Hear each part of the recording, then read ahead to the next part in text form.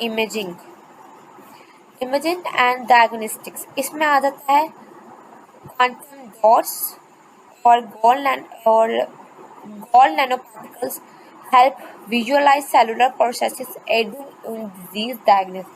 Quantum dots और gold particles का use करके साइंटिफिक सेलुलर प्रोसेस को विजुअलाइज कर सकते हैं, ठीक है, जिससे डिजीजेस की डायग्नोसिस में मदद मिलती है।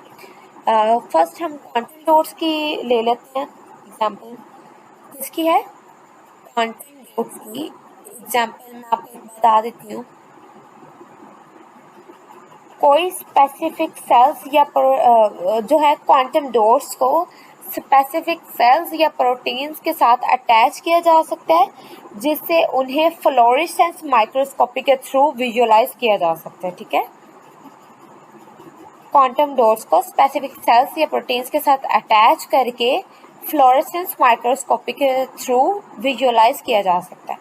और अब मैं आपको बता देती हूँ गोल्ड नैनो पार्टिकल्स की।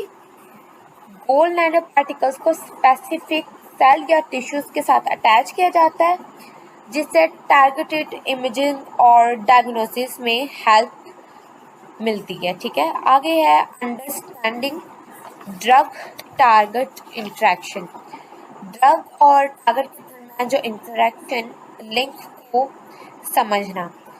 At the nanoscale, researchers can study how drug interact with proteins and DNA, improving drug design.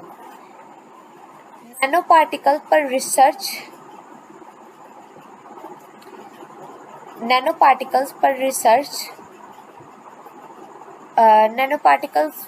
पर रिसर्च जो है केमिकल्स मेडिसिन के इंटरेक्शंस को प्रोटीन और डीएनए के साथ स्टडी करते हैं, जिससे ड्रग या केमिकल जो डिज़ाइन होता है इसमें इम्प्रूवमेंट होती है, ठीक है। नेक्स्ट जो है हमारे पास है high specificity and efficiency. Targeted delivery ensures drug act precisely where needed. दवाई को सीधा वहाँ पहुँचाया जाता है जहाँ उसकी ज़रूरत होती है, जिससे मेडिसिन का इफेक्ट सिर्फ अफेक्टेड एरिया तक ही रहता है। आगे हमारे पास है रिड्यूस्ड ड्रग डोजेज। पढ़ लेते हैं enhanced delivery reduces the amount of drug required. Targeted delivery की वजह से दवाई की कम क्वांटिटी से भी डिजायर्ड इफेक्ट मिल सकता है, ठीक है। अगर हम कम क्वांटिटी भी यूज़ करें फिर भी हमें जो है डिजायर्ड इफेक्ट हमें पॉजिटिव फीडबैक हमें मिल सकता है। नेक्स्ट है better patient compliance. fewer doses and reduce side effects improve adherence to treatment। दवाई की कम डोज और कम साइड इफेक्ट्स की वजह से पेशेंट्स ट्रीटमेंट को फॉलो करने में ज़्यादा रिलायबल और मोटिवेट हो जाते हैं, जिससे ट्रीटमेंट को जिसकी वजह से जो ट्रीटमेंट का आउटकम है वो भी बेटर होता है। फॉर एग्जांपल अगर पेशेंट्स हैं, अगर हम कम अमाउंट में भी यूज़ हो रहे हैं तो पेशेंट्स हैं they will not get fed up of taking medicine और पिल अगेन एंड अगेन, ठीक है। तो वो जब कम अमाउंट में लेंगे वो ज़्यादा जो रिलायबल रहेंगे, पुरसुकून रहेंगे और मोटिवेटेड रहेंगे, और इससे जो है पॉजिटिव कम बैक मिलेगा हमें। नेक्स्ट, अगर जहाँ पे हमने इतने ज़्यादा डिस्कस कर लिए हैं इसके बेनिफिट्स और इसके यूजेस हमने डिस्कस कर लिए हैं, इसकी वजह से हमें कई चैलेंजेस का भी सामना करना पड़ता है, ठीक है। फर्स्ट हम पढ़ते हैं सेफ्टी एंड टॉक्सिसिटी इश्यूज। अच्छा, तो सेफ्टी एंड टॉक्सिसिटी इश्यूज क्या है?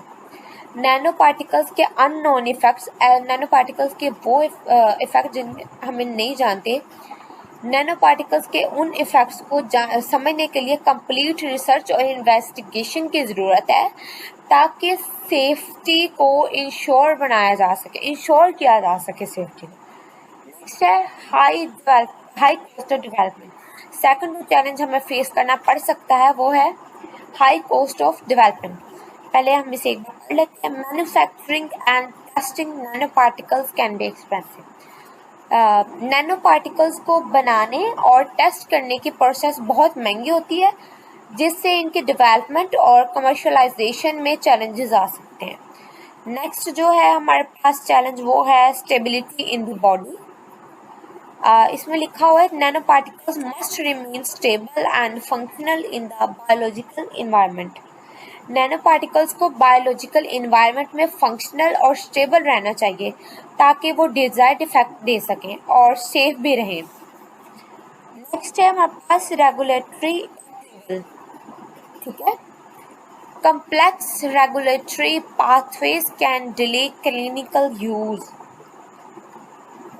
नैनो पार्टिकल के क्लिनिकल यूज के लिए रेगुलेटरी अप्रूवल्स की प्रोसेस कम्प्लेक्स और टाइम कंज्यूमिंग हो सकती है, जिससे इनकी जो है अवेलेबिलिटी में डिले हो सकता है। ठीक है, नेक्स्ट एप्लीकेशंस हैं कि ये कहाँ कहाँ यूज होती है। फर्स्ट है कैंसर थेरेपी में। फर्स्ट हम पढ़ेंगे कि फर्स्ट है हमारे पास कैंसर थेरेपी में targeted delivery of chemotherapeutic agent. Anti drug जो है एंटी कैंसर ड्रग्स को टारगेटेड एरिया तक पहुंचाया जाता है नैनो पार्टिकल्स के थ्रू। नेक्स्ट है न्यूरोलॉजिकल डिसऑर्डर्स। ये नेक्स्ट है हमारे पास न्यूरोलॉजिकल डिसऑर्डर। इसका भी हम ये कह सकते दवाई को सीधा ब्रेन तक पहुंचाने के लिए टारगेटेड डिलीवरी का यूज किया जा सकता है। इसका फ़ायदा ये होता है कि ब्रेन का जो इफेक्टिव पार्ट है सिर्फ वही जो है वहाँ ही जो है ड्रग अपना असर दिखाती है और कहीं नहीं दिखा सकती। नेक्स्ट हमारे पास है एंटीबायोटिक डिलीवरी। इसका मतलब है enhancing the efficiency of antibiotic. Targeted delivery से एंटीबायोटिक्स की एफिशिएंसी को भी बढ़ाया जा सकता है। नेक्स्ट इसकी एप्लीकेशन है जीन थेरेपी। जीन थेरेपी तो आपने काफ़ी बार सुना होगा। ठीक है, delivering genetic material to specific cells. ठीक है, जेनेटिक मटेरियल को स्पेसिफिक सेल्स तक पहुंचाने के लिए भी यूज़ किया जा सकता है नैनो पार्टिकल्स को। और हमारी लास्ट जो एप्लीकेशन है फिफ्थ वन वो है वैक्सीन। क्या है? Vaccine. Improving vaccine delivery and immune response. Vaccine को टारगेटेड डिलीवरी से पहुंचाने से एक फ़ायदा ये होता है कि इम्यून रिस्पॉन्स पहले से ज़्यादा स्ट्रॉन्ग हो जाता है, जिससे डिजीज़ से प्रोटेक्शन मिलती है और सेफ़ हो जाता है। जो काम है जो हमारा वो ज़्यादा सेफ़ हो जाता है।